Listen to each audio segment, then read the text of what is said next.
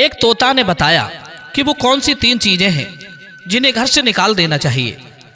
उनके निकलने से आदमी पीढ़ियों तक अमीर बनकर रहता है, कभी गरीबी के दर्शन नहीं होते, ना कभी मुसीबत में पड़ता है। तो चलिए दोस्तों, आपको समझाते हैं इस कहानी के माध्यम से कि वो कौन सी 3 चीजें हैं जिन्हें घर से निकाल देना चाहिए। दर्शक मित्रों, बहुत समय पहले की बात है। एक छोटे से गांव में एक गरीब बहेलिया रहता था। उसका नाम था चेड़ी मार। वो अपनी पत्नी के साथ एक मिट्टी की छोटी सी झोपड़ी में रहता था। घर में ना ज्यादा बर्तन थे, ना ज्यादा कपड़े, और ना ही खाने की कोई पक्की व्यवस्था। बहेलिये का काम था रोज जंगल में जाकर पक्षी पकड़ना और उन्हें बेचकर अपने परिवार का खर्च चलाना। हर सुबह वो सोटा और जाल लेकर जंगल की ओर चल पड़ता था। जब कभी 3-4 पक्षी उसे मिल जाते तो 2 वक्त की रोटी किसी तरह आ जाती थी। लेकिन कई दिनों में ऐसा भी होता था कि एक भी पक्षी नहीं मिलता और दोनों पति पत्नी भूखे पेट सो जाते थे। एक दिन शाम के समय जब वे दोनों मिट्टी की दीवार के सहारे बैठकर बातें कर रहे थे, बहेलिये की पत्नी दुखी होकर बोली, जानते हो हम इतने गरीब क्यों हैं? इसलिए कि जितने पक्षी तुम पकड़ते हो सब बेच देते हो। कभी हमने खुद के खाने के लिए कोई पक्षी रखा ही नहीं। कहते हैं कि अगर पकड़ा हुआ पक्षी घर में पकाकर खाया जाए तो किस्मत खुल जाती है, शायद हमारी तकदीर भी बदल जाए। बहेलिया ये सुनकर चुप रहता है। उसे लगा कि शायद पत्नी सही कह रही है। फिर धीरे से बोला, ठीक है, कल से हम थोड़ा घर के लिए भी रख लिया करेंगे। अगले दिन वे दोनों सुबह सुबह जंगल निकल पड़ते हैं। योजना ये थी कि जो भी पक्षी जाल में आएगा उसे बेचने की बजाय घर लाकर पकाया जाएगा। वे घंटों चलते रहे। सूरज आसमान पर चढ़ता रहा, फिर धीरे धीरे ढलने लगा, पर एक भी पक्षी जाल में नहीं फंसा। वे दोनों बहुत थक चुके थे। बहेलिये की पत्नी ने पानी की एक छोटी सी बोतल साथ में रखी थी। दोनों ने थोड़ा पानी पिया और मायूस होकर घर वापस लौटने लगे। जैसे ही वे जंगल की आखिरी पगडंडी पर पहुंचे, तभी अचानक जाल हिला। बहेलिया चौंक गया। उसने दौड़कर जाल उठाया। जाल में एक छोटा सा लेकिन बेहद सुंदर तोता फंसा हुआ था। उसका रंग गहरा हरा था, जैसे पन्ने का चमकता हुआ पत्थर हो। बहेलिये की बीवी खुश होकर कहने लगी, अरे वाह, आज तो भगवान ने हमारी सुन ही ली। लेकिन ये तोता तो बहुत छोटा है, इसे पकाने से तो हम दोनों का पेट भी नहीं भरेगा। वो तोते को हाथ में लेकर उसे धीरे धीरे सहलाने लगी। तभी अचानक तोता कांपती हुई आवाज में कहता है, माँ मुझे मत मारो, मेरी जान बकस दो। इतना सुनते ही बहेलिया और उसकी बीवी दोनों हैरान रह गए। उनकी आंखें फटी की फटी रह गईं। पहली बार किसी पक्षी को बोलते हुए सुना था। बहेलिये की पत्नी ने डरते हुए पूछा, तू बोलता है? तोते ने सिर हिलाया और बोला, हाँ मैं बोलता हूं, और अगर तुम मुझे मारोगे नहीं तो मैं तुम्हारी किस्मत बदल सकता हूं। बहेलिया अब थोड़ा सहज हुआ।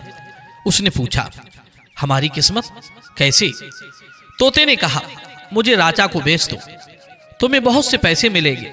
राजा मुझे जरूर खरीद लेंगे, मगर ध्यान रखना, जब राजा कीमत पूछे तो कहना कि तोता अपनी कीमत खुद बताएगा। मित्रों, बहेलिया और उसकी पत्नी ने एक दूसरे की ओर देखा। उन्हें लगा कि शायद ये कोई दिव्य पक्षी है। ऐसे मौके रोज रोज नहीं आते। दोनों ने तोते की बात मान ली। उन्होंने तोते को प्यार से जाल से बाहर निकाला और घर ले आए। रात भर वे यही सोचते रहे कि कल क्या होगा। अगर राजा ने तोते को खरीद लिया तो उनकी गरीबी दूर हो जाएगी। अगर राजा ने भरोसा नहीं किया तो क्या होगा? लेकिन तोते की आवाज में कुछ ऐसा विश्वास था कि दोनों को लगा कुछ अच्छा होने वाला है। अगली सुबह बहेलिया नहाया धोया, कपड़े साफ पहने और तोते को टोकरी में रखकर चल देता है। पत्नी ने जाते जाते कहा, भगवान करे आज राजा मान जाए, आज हमारी किस्मत बदल जाए। बहेलिया सिर हिलाता हुआ महल की ओर चल पड़ता है। उसकी चाल धीमी थी, पर मन में उम्मीद की चमक भरी हुई थी। उसे लगता था कि शायद आज उसके जीवन का सबसे बड़ा दिन है। मित्रों, अगले दिन सुबह सुबह बहेलिया अपने हाथ में एक छोटी टोकरी लेकर राजमहल के दरबारे पर पहुंचता है। दरबान ने उसे रोक लिया और गुस्से में बोला, महाराज के लिए एक खास तोता लाया हूं। बोलता भी है और बहुत अनोखा है। अगर राजा साहब देखेंगे तो जरूर पसंद करेंगे। दरबान पहले तो हंस पड़ा, लेकिन जब बहेलिये ने कहा कि तोता खुद अपनी कीमत बताता है तो उसकी बहुएं तन गईं। वो सोच में पड़ गया और फिर बोला, ठीक है अंदर आ जाओ, अगर मजाक किया तो सीधे कोठरी में डाल दूंगा।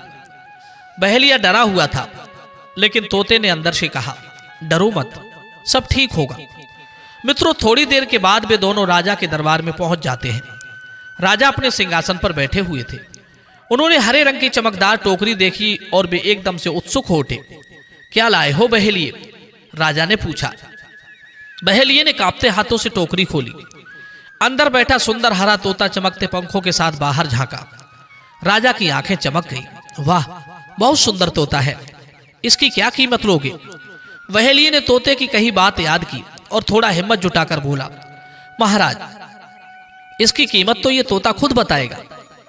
मित्रों, ये सुनकर राजा पहले तो हंसा कि तोता खुद कीमत बताएगा। अच्छा देखते हैं। राजा तोते की तरफ झुककर बोले, बताओ तोता जी, तुम्हारी कीमत क्या है? तब तोता शांत और आत्मविश्वास से कहता है, महाराज मेरी कीमत 10 रुपए है, ज्यादा नहीं है और कम भी नहीं है। गरीब बहेलियों को 10 रुपए दे दीजिए और मुझे खरीद लीजिए। मित्रों, ये सुनकर सभी दरबारी हंस पड़े। किसी ने कहा, अरे 10 रुपए, इतना सुंदर तोता?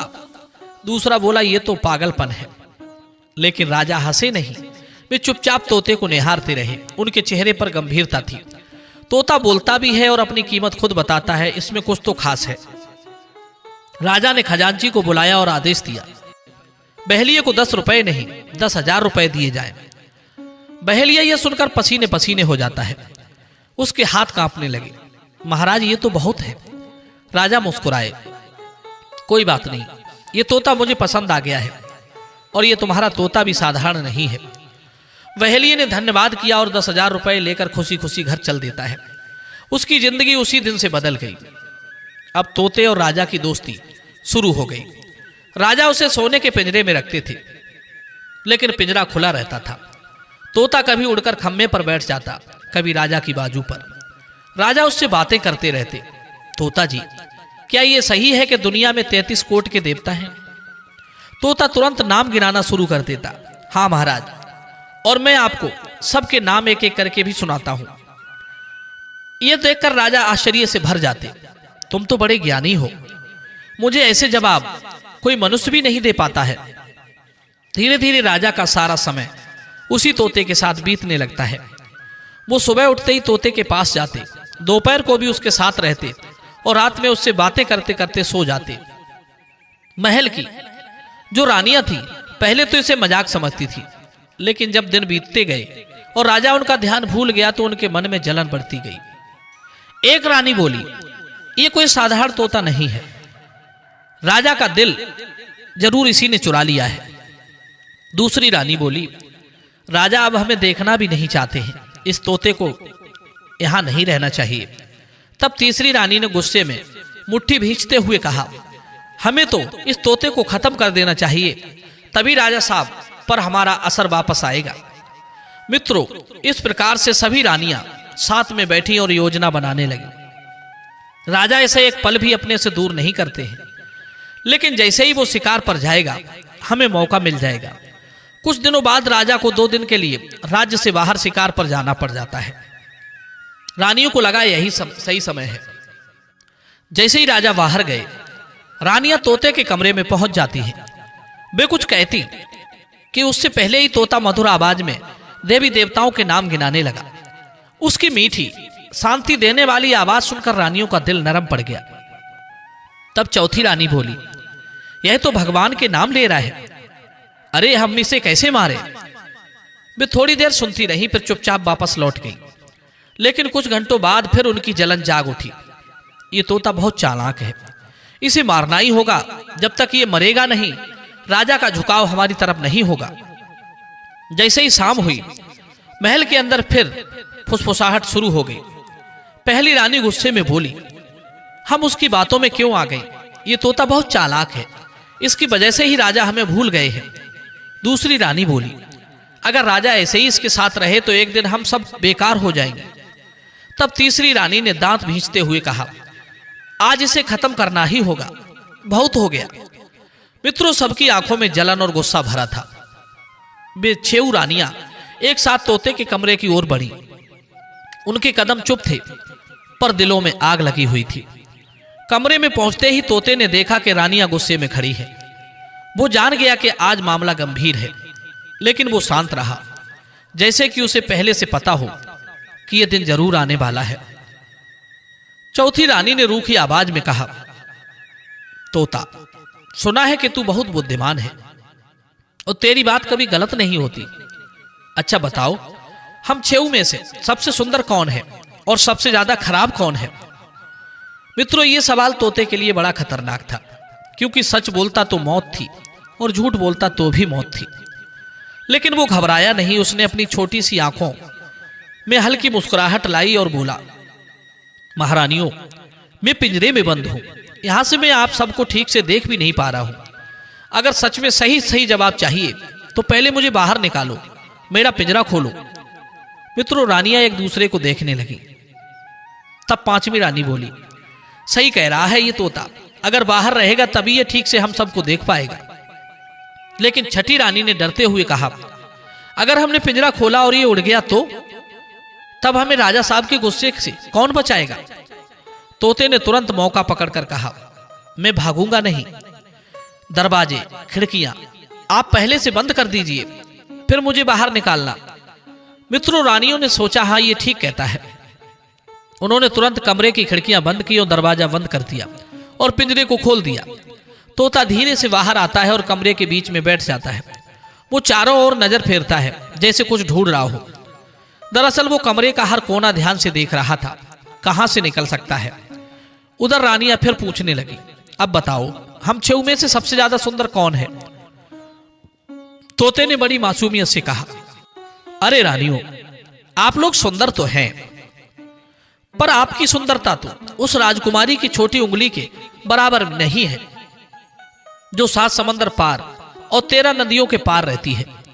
दोस्तों, ये सुनते ही रानियों के सिर से पैर तक आग लग गई।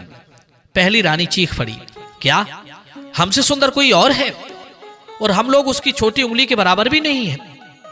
दूसरी रानी गुस्से में कांपते हुए बोली, इस बदतमीज तोते को आज नहीं छोड़ेंगे।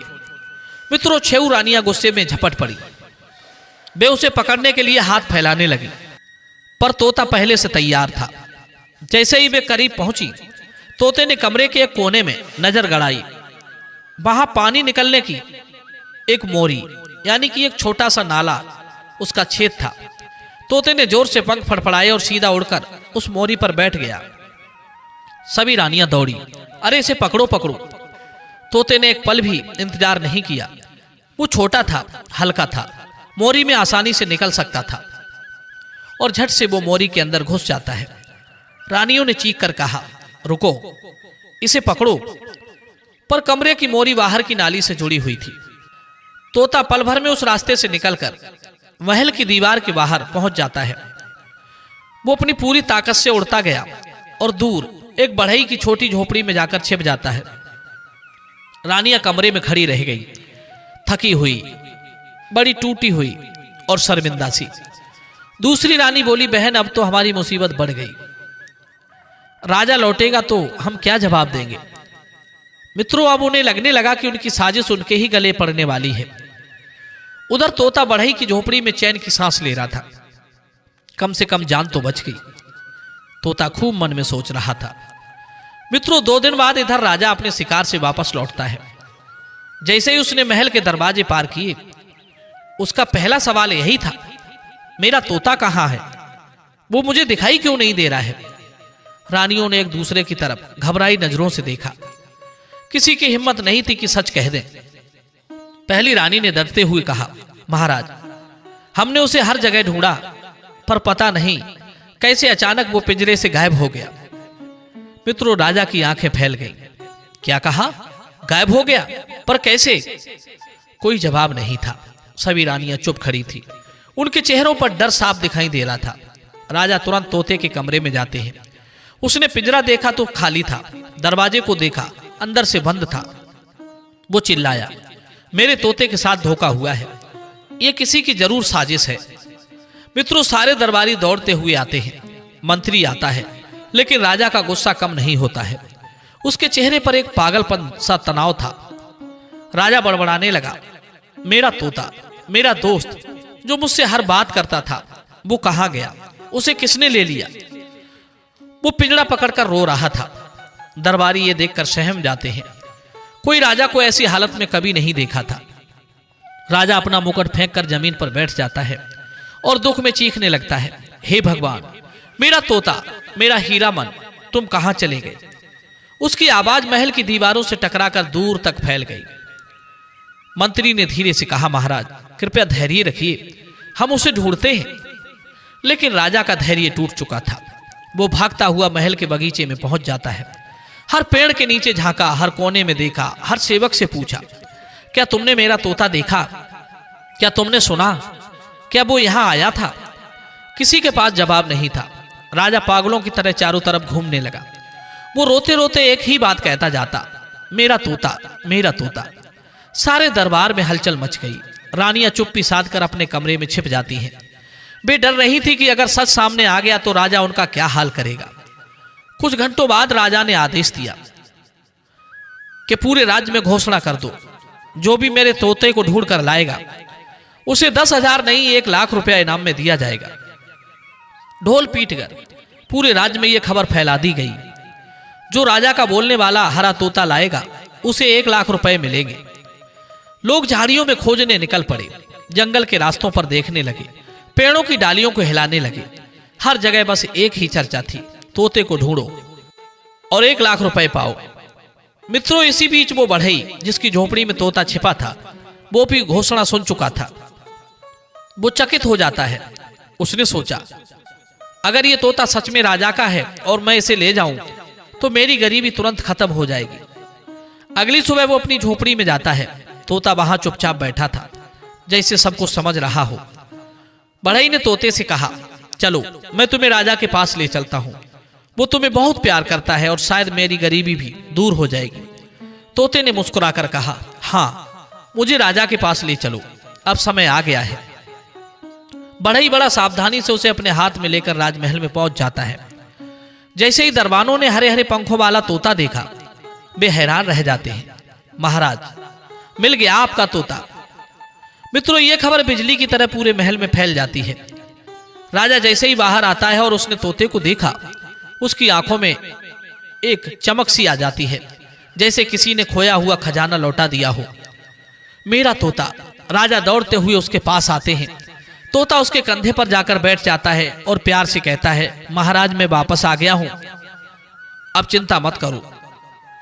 मित्रों, यह देखकर राजा रो पड़ता है। उसने तोते को सीने से लगा लिया। कहां गए थे तुम? किसने तुम्हें नुकसान पहुंचाया था? तोते ने धीरे धीरे सारी सच्चाई बता डाली। कैसे रानियों ने उसे मारने की योजना बनाई थी, कैसे उसने मोरी से भागकर अपनी जान बचाई थी, कैसे वो बढ़ई की झोपड़ी में जाकर छुप गया था। मित्रों, राजा का चेहरा ये सुनकर क्रोध से लाल हो जाता है। उसने दहाड़ कर कहा, मेरी 6 रानियों को तुरंत मेरे सामने लाया जाए। मित्रों, अब राजा तय कर चुका था, जो मेरे प्रिय तोते को मारना चाहता है वो इस महल में रहने लायक नहीं है। दोस्तों, तोता राजा को मिल चुका था। रानियों की साजिश का सच सामने आ चुका था। राजा ने क्रोध में रानियों को महल से बाहर निकाल दिया। अब महल में तुम्हारी कोई जगह नहीं। मित्रों, अब महल में तो शांति थी, मगर राजा के मन में एक और सवाल पैदा होने लगा था। तोता कह रहा था कि दुनिया में एक ऐसी राजकुमारी है महाराज, जो 7 समंदर पार 13 नदियों के उस पार रहती है और जिसकी सुंदरता की तुलना किसी से नहीं की जा सकती। एक शाम राजा अपने सिंहासन पर बैठे थे। तोता उनके कंधे पर आकर बैठ गया और बोला, महाराज, क्या आप जानते हैं वो राजकुमारी आपके लिए ही बनी है? मित्रों, ये सुनकर राजा चौंक जाते हैं। मेरे लिए? क्या वो सच में मौजूद है? तोता मुस्कुराया, हाँ महाराज, मैं कोई काल्पनिक बात नहीं कर रहा हूं। वो राजकुमारी बेहद सुंदर, बुद्धिमान और निर्मल हृदय वाली है, और वो भी आपकी तरह अपने जीवन साथी के इंतजार में बैठी है। बस उसे अभी ये पता नहीं है कि उसकी किस्मत में आप लिखे हैं। राजा के मन में उत्सुकता बढ़ने लगती है। तो मैं उसे कैसे पा सकता हूं? वो तो 7 समंदर पार 13 नदियों के पार है। तब तोता कहता है, महाराज, अगर आप चाहें तो मैं आपको वहां पहुंचा सकता हूं। बस आपको एक विशेष घोड़ा चाहिए, पक्षी राज घोड़ा, यानी कि उड़ने वाला घोड़ा। राजा ने आश्चर्य से पूछा, उड़ने वाला घोड़ा, क्या वो सच में होता है? तोता बोला, हाँ होता है, वो आपके अस्तबल में ही है, बस आपको उसका असली रूप पहचानना होगा। राजा तुरंत तोते को लेकर अस्तबल में पहुंचते हैं। वहां हजारों घोड़े बंधे थे, लंबे, तगड़े, चमकदार, मजबूत शरीर वाले, पर तोते की आंखें उन पर नहीं ठहर रही थी। अचानक तोते ने एक कोने में खड़े एक दुबले पतले साधारण से बदसूरत से दिखने वाले घोड़े की ओर इशारा करते हुए कहा, महाराज यही है आपका असली पक्षी राज। मित्रों, ये सुनकर राजा चौंक जाते हैं। यह तो एक कमजोर सा घोड़ा है। तोता धीरे से बोला, महाराज असली ताकत हमेशा दिखाई नहीं जाती। ये घोड़ा जन्म से उड़ान भर सकता है, बस इसे 6 महीने तक अच्छा दाना, अच्छा घास और अच्छे से देखभाल चाहिए, तभी इसका असली रूप सामने आएगा। राजा ने एक पल की भी देर नहीं की। उन्होंने उस घोड़े को अलग अस्तबल में रखवा दिया। हर दिन राजा खुद जाकर देखते थे कि घोड़े को अच्छा खाना मिल रहा है कि नहीं। इस प्रकार धीरे धीरे दिन बीतते गए। हर हफ्ते घोड़ा बदलने लगता है। उसका शरीर मजबूत होता चला गया, छाती चौड़ी होती गई, पंखों की तरह हल्के हल्के लंबे बाल उसके उगने लगे।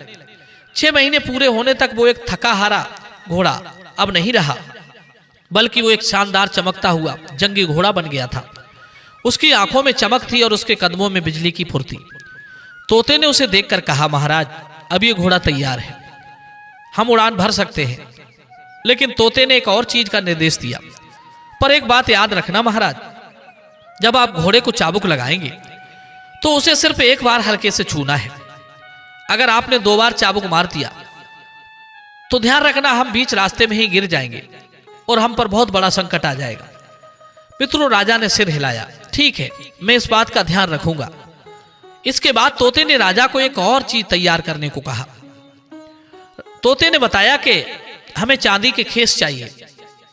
ये छोटे छोटे चमकदार चांदी के टुकड़े जो होते हैं, जो किसी भी राजकुमारी का ध्यान खींच सकते हैं। राजा ने तुरंत अपने राज्य के स्वर्णकारों को बुलाया और आदेश दिया, दिन रात काम करो, जल्द से जल्द हजारों चांदी के खेस बना दो। मित्रों, कुछ ही दिनों में थैले भर भर कर चांदी के खेस तैयार होने लगे। अब यात्रा के लिए सब तय हो चुका था। राजा ने उड़ने वाले घोड़े पर काठी कसवाई। तोता राजा के कंधे पर बैठ जाता है। पक्षीराज घोड़ा हवा में उड़ने के लिए पंखों जैसी ताकत से तैयार खड़ा था। तोते ने कहा, महाराज अब समय आ गया है उस राजकुमारी तक पहुंचने का जो केवल आपकी है। राजा ने गहरी सांस ली और हल्के से चाबुक घोड़े को छुआया और फिर वो घोड़ा बिजली की गति से हवा में उड़ बैठा। राजा और तोता बादलों के ऊपर उड़ने लगे। नदियों, पहाड़ों और समंदर को पार करते हुए एक नई किस्मत, एक नए सफर की ओर चल पड़ते हैं। पक्षीराज घोड़ा बादलों के ऊपर हवा की तरह उड़ रहा था। राजा के चेहरे पर उत्साह और आश्चर्य था। पहली बार वो आसमान में उड़ रहा था। तोता राजा के कंधे पर बैठा हर दिशा पर नजर बनाए हुए था, जैसे वो एक अनुभवी मार्गदर्शक हो।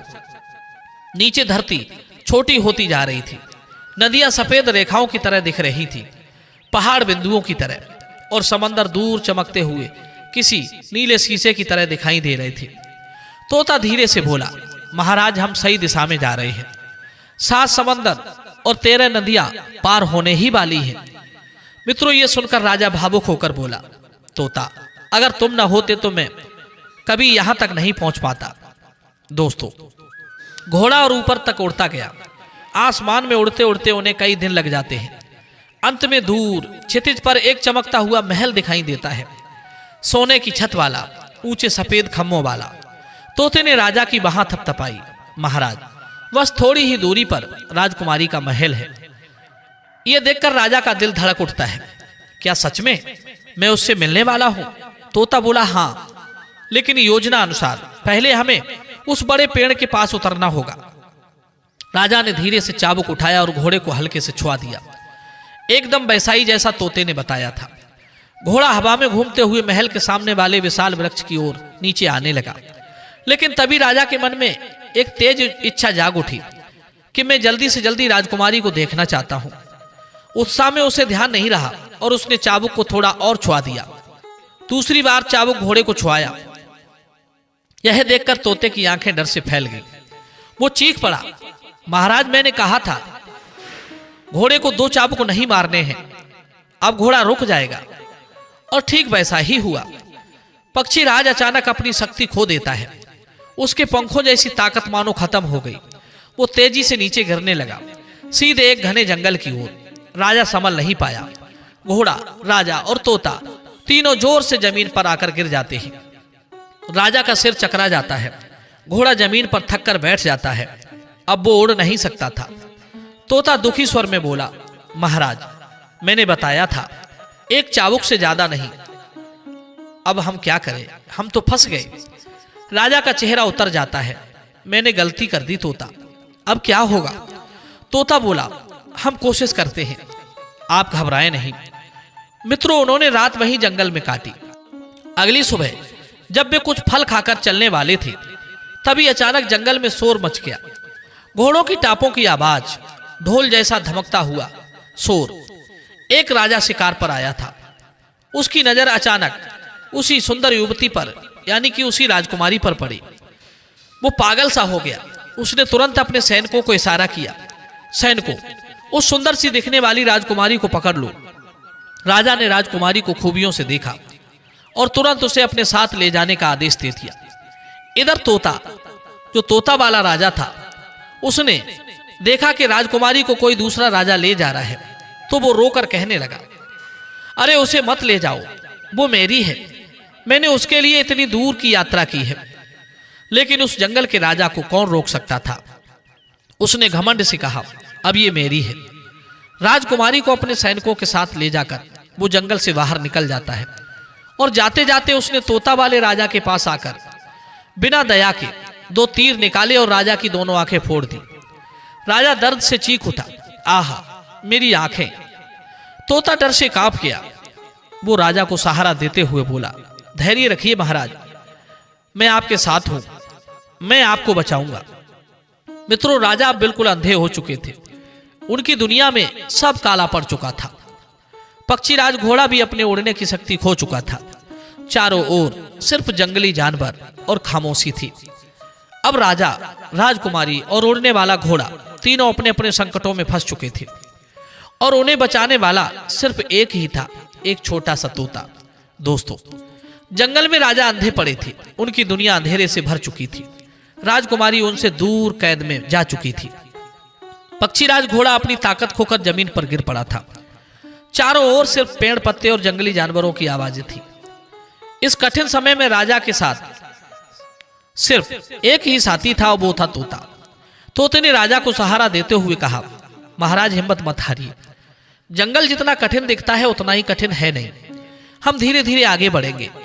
मैं आपके लिए भोजन ढूंढूंगा और मैं वादा करता हूं, आपकी आंखें जरूर ठीक हो जाएंगी, राजकुमारी भी मिलेगी और हम अपने राज जरूर वापस लौटेंगे। मित्रों, ये सुनकर राजा रो पड़ता है। तोता, अगर तुम ना होते तो आज मैं मर ही जाता। तब तोता कहता है, महाराज, जब तक मैं जिंदा हूं आपको कुछ नहीं होने दूंगा। मित्रों, उधर राजकुमारी को पकड़कर जंगल के राजा ने अपने महल में उसे कैद कर लिया था। उसने राजकुमारी को एक सुंदर महलनुमा घर तो दिया, पर उस पर नजर भी रखी। लेकिन राजकुमारी भी कम समझदार नहीं थी। उसे पता था कि वो अपनी दुनिया से बहुत दूर है। वो जानती थी कि एक दिन उसे वही राजा लेने आएगा जिसने 7 समंदर और 13 नदियों को पार किया है। राजकुमारी ने एक योजना बनाई। उसने अपने महल की छत पर चावल, गेहूं, दालें और मिठाइयां रखवाई। हर सुबह हजारों पक्षी उसकी छत पर आने लगे। राजकुमारी हर पक्षी के बीच उस छोटे तोते को ढूंढती रहती थी। वो समझ गई थी कि वही तोता एक दिन उसे बचाएगा।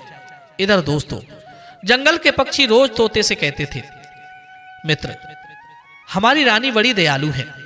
यहाँ की जो रानी है वो रोज हमें दाना खिलाती है। तुम भी चलो हमारे साथ, तुम्हें भी अच्छा भोजन मिलेगा। मित्रों, तोता समझ जाता है छत पर दाना बांटने वाली वही राजकुमारी हो सकती है। मित्रों, एक सुबह तोता राजा को एक बड़े पेड़ की छाया में बैठा कर बोला, महाराज, मैं थोड़ी देर के लिए जा रहा हूं, पर लौट कर जरूर आऊंगा। राजा कहते हैं, तोता, मुझे अकेला मत छोड़ना। तोते ने प्यार से कहा, मैं अकेला नहीं जाऊंगा, आपके लिए रोशनी लेकर वापस लौटूंगा। वो तेजी से उड़कर उस दूर महल में पहुंच जाता है जहां राजकुमारी कैद थी। राजकुमारी ने तोते को देखा तो खुशी से आंसू बह निकले। तोता, राजा कैसे हैं और वे कहाँ हैं? तोते ने पूरी कहानी सुनाई। राजा जंगल में हैं, अंधे हो गए हैं, लेकिन मैं उनका इलाज कर सकता हूँ।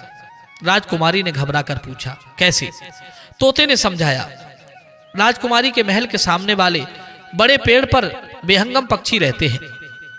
उनके बच्चों की ताजा बीट किसी भी इंसान की अंधी आंखों में लगाई जाए तो वे आंखें तुरंत ठीक हो जाती हैं। राजकुमारी बोली, तो फिर देर किस बात की? तोता बोला, लेकिन वो बीट सिर्फ सुबह सुबह मिलती है और उसे लाना बेहद कठिन है। फिर भी तोता बहादुरी से उड़ा, रात का इंतजार किया। सुबह होते ही महल के सामने वाले पेड़ के नीचे जाकर वो एक पत्ता फैलाकर बैठ गया। धीरे धीरे बेहंगम पक्षी के बच्चों की ताजी बीट उस पत्ते पर गिरने लगी। तोते ने उसे सावधानी से इकट्ठा किया और तेज उड़ान भरकर वापस जंगल में लौट आता है। तोता पत्ता राजा के पास लेकर आया। राजा चिंतित होकर बोले, क्या ये वही है जिसकी मुझे जरूरत थी? तोता बोला, हाँ महाराज। उसने धीरे से वो दवा राजा की आंखों पर लगाई। कुछ ही क्षणों में राजा की सूजी हुई आंखें ठंडी होने लगी, जलन कम होने लगी और अचानक एक किरण उनके सामने चमकी। एकदम से राजा चिल्ला उठे, तोता, अब मुझे दिखाई दे रहा है, मैं फिर से देख सकता हूं। तोता खुशी से उड़कर राजा के कंधे पर बैठ जाता है। मैंने कहा था ना कि हम जरूर जीतेंगे। मित्रों, उधर राजकुमारी ने पकड़े गए घोड़े को 6 महीने तक सबसे अच्छा दाना खिलाया था। अब वो घोड़ा फिर से मजबूत हो चुका था। उसकी आंखों में वही पुरानी चमक लौट आई थी। अब वो फिर से उड़ने के लिए तैयार था।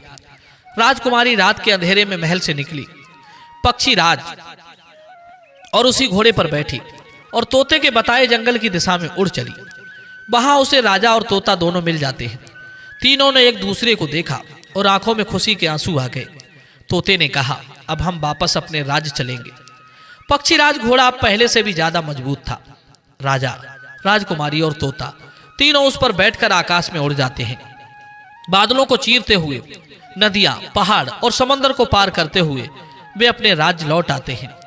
राज्य के लोग उन्हें देखकर खुशियों से झूम उठे। चारों ओर ढोल नगाड़े बजने लगे, फूल बरसाए गए। राजा और राजकुमारी की बहुत भव्य शादी हुई। दोनों ने लंबी उम्र पाई, सुख से जीवन जिया। और तोता, वो हमेशा उनके साथ रहता था। राजा का सबसे बड़ा मित्र था, राजकुमारी का मार्गदर्शक और पूरे राज्य का रक्षक बनकर। हर रात राजा और रानी सोने से पहले तोते से कहानियां सुनते थे, देवताओं के नाम सुनते थे और उसका आभार मानते थे। दर्शक मित्रों, एक दिन राजा और रानी ने तोते से पूछा, लोक कल्याण के लिए हम आपसे एक प्रश्न करना चाहते हैं। हे मेरे प्यारे तोते, तुम बहुत ज्ञानी हो और तुम्हारी वजह से ही आज हम लोग जीवित हैं। मुझे एक प्रश्न का उत्तर चाहिए कि वो कौन सी 3 चीजें हैं जिन्हें घर से निकाल देना चाहिए। उनके निकालने से आदमी पीढ़ियों तक अमीर बनकर रहता है, कभी गरीबी के दर्शन नहीं होते, ना कभी मुसीबत में पड़ता है। तब तोता राजा को उनके प्रश्न का विस्तार से उत्तर देता है। ध्यान से सुनो महाराज, ये 3 चीजें घर से तुरंत निकाल देनी चाहिए। इनके हटते ही घर में बरकत, खुशहाली और समृद्धि आ जाती है। पहली चीज है घर में पड़ा हुआ कचरा, टूटी फूटी चीजें और गैर जरूरी सामान। कहते हैं कि घर में जमी हुई पुरानी धूल और कचरा रुके हुए धन की ऊर्जा को भी रोक देता है। जिस घर में टूटी बाल्टियां, खराब जूते, बेकार कपड़े, टूटे बर्तन, खराब इलेक्ट्रॉनिक सामान, ये महीनों से पड़ा अनावश्यक सामान हो, वहां 3 बड़े नुकसान होते हैं।